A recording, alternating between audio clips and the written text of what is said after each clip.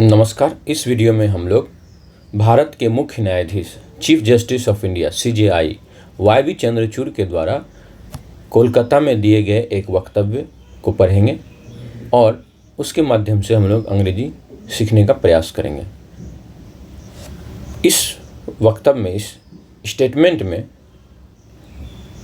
उन्होंने जज की भूमिका यानी जस्टिस की भूमिका को रेखांकित किया है, बताया है बड़े ही सुंदर शब्दों में। देखिए, जो हाई कोर्ट और सुप्रीम कोर्ट के जज होते हैं उन्हें जज नहीं कहा जाता है, उन्हें कहा जाता है जस्टिस, न्यायमूर्ति।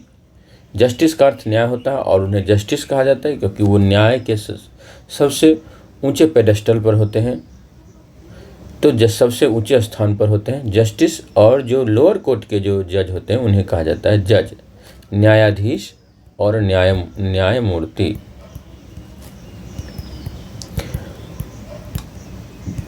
YV चंद्रचूड़ महोदय ने कोलकाता में एक एड्रेस किया।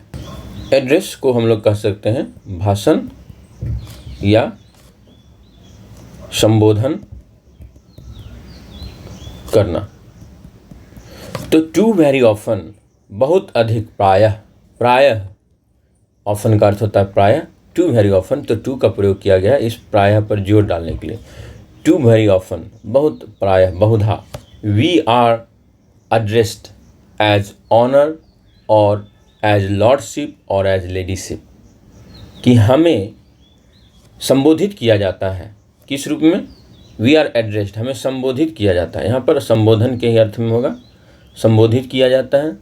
किस रूप में? as honor, जज को क्या बोला जाता है? your honor, your my lord, my ladies, my lordship, my ladyship, इस तरह से बोला जाता है। तो लॉर्ड का अर्थ तो प्रभु हो गया, सामंत होता है, लॉर्ड का अर्थ मालिक होता है। योर ऑनर, योर ऑनर का अर्थ क्या होगा? ऑनर का अर्थ होता है सम्मान, प्रतिष्ठा। तो इस तरह से संबोधित किया जाता है। उनका कहना है कि हमें प्रायः, बहुधा हमें ऑनर, लॉर्डशिप या लेडीशिप के रूप में संबोधित किया जाता है। एड्रेस्ड एज के रूप में संबोधित किया जाता है, के रूप में बताया जाता है, कहा जाता है। जैसे हम अपने टीचर्स को गुरुजी के रूप में, जो मैम होती हैं उन्हें गुरु माँ के रूप में ऐसे एड्रेस करते हैं, संबोधित करते हैं। अब वो आगे बता रहे हैं कि there is a very grave danger when people say that the court is a temple of justice. There is a very grave danger. बहुत ही गहरा। ग्रेव का अर्थ क्या होगा यहाँ पर? ग्रेव का अर्थ यूँ तो कब्र होता है, लेकिन यहाँ पर ग्रेव का अर्थ होगा सीरियस, गंभीर, और डेंजर का अर्थ होता है खतरा। There is a very grave danger, बहुत गहरा खतरा है, गंभीर खतरा है। There is a very grave danger. There is a teacher, एक शिक्षक है। देयर वाज अ किंग, एक राजा था। तो इस तरह से हम सेंटेंसेस बनाते हैं। There is a very grave danger, एक बहुत बड़ा खतरा है। वहाँ नहीं, यहाँ अनुवाद करते हैं, यहाँ सीधे बोलते हैं एक बहुत बड़ा खतरा है। When people say that the court is a temple of justice, जब लोग कहते हैं कि न्यायपालिका या न्यायालय is a temple of justice, क्या है वह? न्याय का मंदिर है। जस्टिस का अर्थ क्या है? न्याय, और न्याय का मंदिर है। वो बता रहे हैं कि यह इस चीज़ में बहुत ही गहरा खतरा है, ग्रेव खतरा है, ग्रेव डेंजर, बहुत ही गहरा खतरा है, गंभीर खतरा है कि लोग न्यायालय को क्या कहते हैं? न्याय का मंदिर कहते हैं। अब वो ऐसा क्यों बताते हैं ये हम लोग आगे देखेंगे। पहले हम लोग ग्रेव के बारे में देख लेते हैं। ग्रेव का अर्थ, एक ग्रेव का अर्थ क्या होता है? कब्र भी होता है, और इसी से कब्रगाह बनता है, तो वह हो जाता है ग्रेव यार्ड। ग्रेव यार्ड का अर्थ हो जाता है कब्रगाह। ग्रेव से जुड़े हुए जो कई सारे इडियम्स हैं वो हैं, जैसे डिग वंस ऑन ग्रेव, अपनी कब्र खुद खोदना, मतलब कोई ऐसी गलती करना जिससे क्या हो? उसका पतन हो जाए। ऐसी गलती करना जिससे उसका क्या हो जाए? डाउनफॉल हो जाए। तो यह इसको कहते हैं to dig one's on grave. To turn या टर्न ओवर या रोल ओवर इन ग्रेव या इन वंस ग्रेव।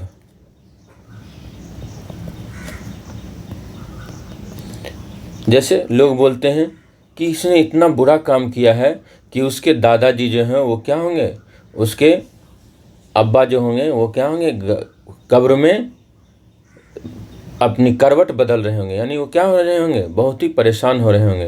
यानी इस तरह का कोई काम करना जिससे कि जिस खास व्यक्ति के बारे में हम कह रहे हों कि वह टर्न ओवर या रोल ओवर हो रहा होगा अपने ग्रेव में, वह व्यक्ति क्या होता, अगर अब इस समय होता तो वह क्या होता, बहुत ही दुखी होता, बहुत ही परेशान होता, बहुत ही चिंता में चला जाता। टू टर्न या टर्न ओवर या roll over in one's grave का अर्थ यही होता है कि ऐसा कोई काम करना या ऐसा कुछ करना जिससे कि जो डेड आदमी है, जो मरा हुआ आदमी है, वह क्या हो, वह वरीड हो जाए, वह डिस्ट्रेस में चला जाए, वह चिंता में चला जाए। तो कोई बुरा काम के संदर्भ में इसका प्रयोग किया जाता है।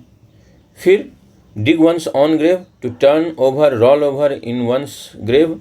और इसके अलावा ग्रेव का एक और प्रयोग होता है, take the secret to the grave. Take the secret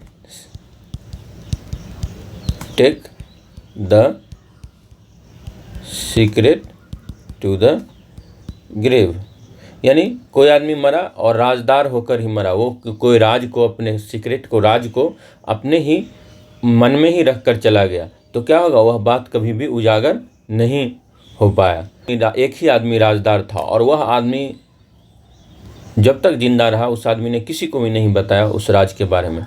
तो हम कह सकते हैं he took the secret to his grave, कि उस व्यक्ति के साथ ही क्या हो गया, राज दफन हो गया, राज दफन हो गया।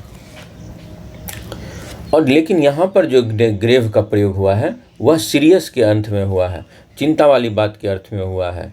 जैसे कभी कभी लोग अपना फेस भी ग्रेव बना लेते हैं, तो वह क्या होता है, उसका उससे गंभीरता दिखती है, चिंता दिखती है, उसके संदर्भ में भी इसका प्रयोग किया जाता है। A matter of grave concern, कि बड़ी ही चिंता की बात है, इस तरह का भी प्रयोग किया जाता है। There is a grave danger that we perceive ourselves as the deities in those temples. एक गंभीर खतरा है कि वी परसीव, कि हम लोग समझते हैं, आवर सेल्व्स, खुद को, as the deities in those temples, उन मंदिरों के देवी देवता के रूप में समझते हैं। परसीव करना, परसीव का क्या होता है, सेंसेस से किसी चीज़ को बारे में अवेयर होना, तो उसको क्या कहेंगे, समझना, या अपने आप को कंसीडर करना, रिगार्ड करना, किसी चीज़ के बारे में, किसी व्यक्ति के रूप में समझना, किसी चीज़ के संबंध में समझना, तो उसके लिए भी परसीव का अर्थ होता है। जैसे परसीव आवर सेल्व्स, तो यहाँ क्या हो रहा है, we consider ourselves, we regard ourselves as the deities in those temples. Deity का अर्थ क्या होता है, डेटी का अर्थ होता है देवी या देवता, देवी या देवता दोनों के अर्थ में इसका प्रयोग किया जाता है। तो डेटी इन दोज टेम्पल्स, उन मंदिरों के देवी या देवता के रूप में हम लोग खुद को क्या करने लगते हैं, समझने लगते हैं। वो जजों के संदर्भ में, जस्टिस के संदर्भ में कह रहे हैं। I would rather recast the role of the जज as a server of the people.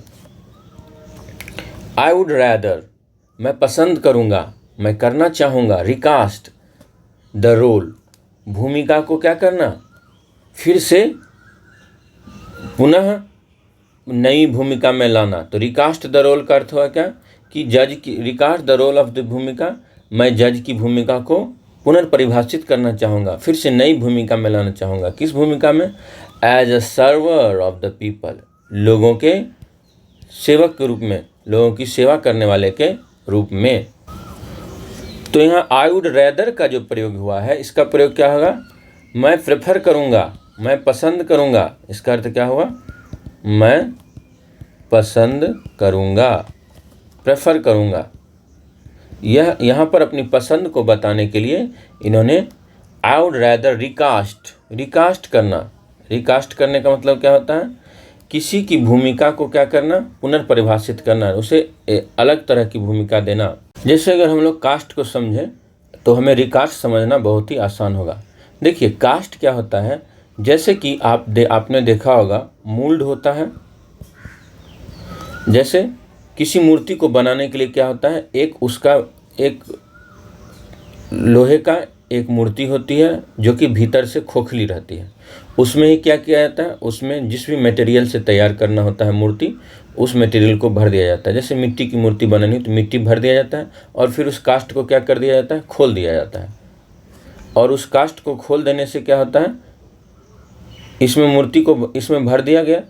अब इसको जब खोल दिया जाता है तो हमें क्या मिलता है, यह मिट्टी की बनी बनाई मूर्ति मिल जाती है, क्योंकि इसके दबाव से, इस कास्ट के दोनों तरफ से जब इसको दबाव दिया जाता है तो क्या होता है, यह नई मूर्ति हमारे पास मिट्टी की मूर्ति तैयार मिलती है। फिर उसे पकाकर मिट्टी की मूर्ति तैयार कर ली जाती है। तो कास्ट का यहाँ पे अर्थ इसी संदर्भ से हम लोग समझ सकते हैं कि कास्ट का अर्थ क्या हुआ, किसी चीज़ के लिए कोई भूमिका तय करना। किसी कास्ट का अर्थ फिल्मों में भूमिका इत्यादि के रूप में, भूमिका के रूप में भी प्रयोग किया जाता है। इसी से कास्टिंग काउच भी बना है। तो यहाँ पर रिकास्ट का अर्थ हुआ कि जो जज की भूमिका है वह क्या हो रही है, फिर से नई भूमिका दी जा रही है उन्हें, या किसी नए व्यक्ति को, नए प्रकार के व्यक्ति को भूमिका दी जा रही है, तो उसे भी रिकास्ट कहा जाता है। नई भूमिका निर्धारित करना। मैं जनता के सेवक, सर्वर जो होते हैं उसे सर्वर, वेटर वेटरेस जो होते हैं उन्हें भी सर्वर कहा जाता है, लेकिन यहाँ पे अर्थ होगा सेवक के रूप में। मैं जनता के सेवक के रूप में जजों की नई भूमिका निर्धारित करना चाहूँगा, पसंद करना करूँगा। And when you regard your self, regard का अर्थ यहाँ पे क्या होगा, एज, रिगार्ड एज है तो इसको कहेंगे कंसीडर करना, समझना खुद को किसी चीज़ के रूप में। When you regard yourself as people who are there to serve others, जो दूसरों की मदद के लिए वहाँ, दूसरों की सेवा के लिए वहाँ पर हैं, देन यू ब्रिंग इन, तब वो आप लाते हैं the notion of compassion. Notion का अर्थ क्या हुआ, नोशन का अर्थ हुआ कॉन्सेप्शन, विचार, बिलीफ, विश्वास, ऑफ कंपैशन, कंपैशन को कहते हैं संवेदना, सहानुभूति और करुणा। कंपैशन ऑफ एम्पथी, एम्पथी क्या हुआ, समानुभूति ना, सम अनुभूति, यानी किसी के समान ही, जैसे किसी को सिंपैथी और एम्पैथी में क्या अंतर है यह हम लोग थोड़ा समझ लेते हैं। सिंपैथी और एम्पैथी। सिंपैथी में क्या होता है, सिंपैथी में आप दूसरे की भावना को समझते हैं बिना वैसा ही अनुभव किए हुए, और एम्पैथी में क्या होता है, आपने भी वैसा अनुभव किया है इसलिए आप उस चीज़ को समझते हैं, यानी समानुभूति है, यह सहानुभूति है। सिंपैथी जो है वह है सहानुभूति और एम्पैथी जो है वह है समानुभूति। ऑफ जजिंग, न्याय करना, but not being judgmental. Judgmental क्या होता है, आलोचनात्मक हो जाना किसी के बारे में, किसी के बारे में निंदक के रूप में निंदक हो जाना। तो जजमेंटल का क्या होगा, आलोचनात्मक हो जाना या निंदक हो जाना अबाउट अदर्स, दूसरे के बारे में। And when you regard yourselves as people who are there to serve others, जब आप स्वयं को वैसे लोगों के रूप में समझते हैं जो दूसरों की सेवा करने के लिए हैं, then you bring in the notion of compassion, of empathy, of judging but not being judgmental about others। तब आप करुणा, समानुभूति और न्याय करने, न कि दूसरों की आलोचना करने के विचार को लेकर आते हैं। अब समझ गए होंगे इसे। And when you regard yourselves as people who are there to serve others, जब आप स्वयं को मानते हैं ऐसे लोगों के रूप में जो दूसरों की मदद करने के लिए हैं, तब आप करुणा, समानुभूति और न्याय करने, न कि दूसरों के विषय में आलोचनात्मक होने के विचार को लेकर आते हैं। तो हम लोग आगे बढ़ते हैं। The true merit of our work lies in addressing challenges faced by those at whose feet we are intended to serve, the common citizens of India. हमारे कार्य का वास्तविक मूल्य, वास्तविक महत्व, मेरिट का अर्थ होता है प्रतिभा, गुण, दोष। यहाँ इसका प्रयोग अच्छाई के भी अर्थ में किया जा सकता है। The true merit of our work, हमारे कार्य का सच्चा महत्व, का सच्चा गुण, की वास्तविक अच्छाई लाइज इन, निहित है। लाइज इन का अर्थ क्या होगा यहाँ पर? निहित है। एड्रेसिंग चैलेंजेस, एड्रेसिंग चैलेंजेस का अर्थ होगा चुनौतियों से निपटना। फेस्ड बाय दोज, उन लोगों के द्वारा जो सामना करते हैं। फेस का अर्थ क्या हुआ यहाँ पर? सामना करते हैं।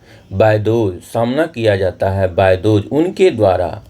एट हुज फीट, जिनके पैरों, जिनके चरणों की we are intended to serve, की सेवा के लिए हम क्या हैं? नियत किए गए हैं। इंटेंडेड का अर्थ क्या हुआ?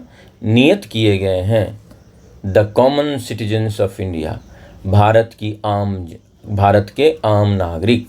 हमारे कार्य का वास्तविक महत्व, हमारे कार्य की वास्तविक विशेषता, सच्ची विशेषता निहित है भारत की आम जनता, जिनके चरणों की सेवा के लिए हम नियत किए गए हैं, के द्वारा जिन चुनौतियों का सामना किया जाता है, उन चुनौतियों से निपटने में। कि हमारे कार्य का वास्तविक महत्व, ट्रू मेरिट के लिए हमें क्या करना होगा? ट्रू मेरिट के लिए हमें यहाँ पे वास्तविक महत्व ही रखना होगा। ऑफ आवर, मेरिट का अर्थ गुण दोष भी होता है, क्वालिटी भी होता है। ऑफ आवर वर्क, हमारे कार्य, इन एड्रेसिंग चैलेंजेस, चुनौतियों से क्या है? निपटने में। फेस्ड बाय दोज, किनके द्वारा? आम नागरिकों के द्वारा जिन चुनौतियों का सामना किया जाता है, जिन लोगों के द्वारा सामना किया जाता है। At whose feet we are intended to serve, जिनके चरणों की सेवा के लिए हम नियत किए गए। The common citizen of India, Bharat के आम नागरिक। हमारे कार्य का वास्तविक महत्व भारत के आम नागरिकों, जिनके चरणों की सेवा के लिए हम नियत किए गए हैं। इंटेंड का अर्थ इंटेंशन से भी होता है, लेकिन यहाँ होगा कि जिस नियत किया गया है, यानी किसी चीज़ के लिए अगर फिक्स्ड किया गया हो तो नियत किया गया हो, कह सकते हैं, किए गए हैं। डिजाइन और डेस्टाइन्ड के अर्थ में यहाँ पर प्रयोग होगा। डिजाइन्ड और डेस्टाइन्ड, तो डेस्टाइन्ड से नियत अर्थ आ जाएगा यहाँ। नियत किए गए हैं के द्वारा जिन चुनौतियों का सामना किया जाता है, उनसे निपटने में। हमारे कार्य का वास्तविक महत्व उन चुनौतियों से निपटने में है, जिनका सामना भारत के आम नागरिकों के द्वारा किया जाता है, जिनकी चरणों की सेवा के लिए हम नियत किए गए। इस तरह से भी इसका अनुवाद कर सकते हैं। तो उम्मीद करता हूँ कि आपको बहुत सारी बातें, बहुत सारे फ्रेजेस, इडियम्स और बहुत सारी वोकेबलरी, सेंटेंस स्ट्रक्चर भी सीखने के लिए मिला होगा। अगर यह वीडियो आपको पसंद आया है तो ज़रूर से ज़रूर लाइक करें, इसे अपने ग्रुप्स में, सोशल मीडिया में शेयर भी करें और कमेंट करें कि क्या आप CGI चंद्रचूड़ की इस बात से सहमत हैं कि जज को लॉर्ड या लॉर्डशिप या लेडीशिप या योर ऑनर से संबोधित नहीं करके सर के रूप में संबोधित करना चाहिए। ज़रूर यह कमेंट करके आप हमें बताएं। और अगर आपने चैनल को सब्सक्राइब नहीं किया है तो प्लीज़ चैनल को सब्सक्राइब कर लें। बहुत बहुत धन्यवाद।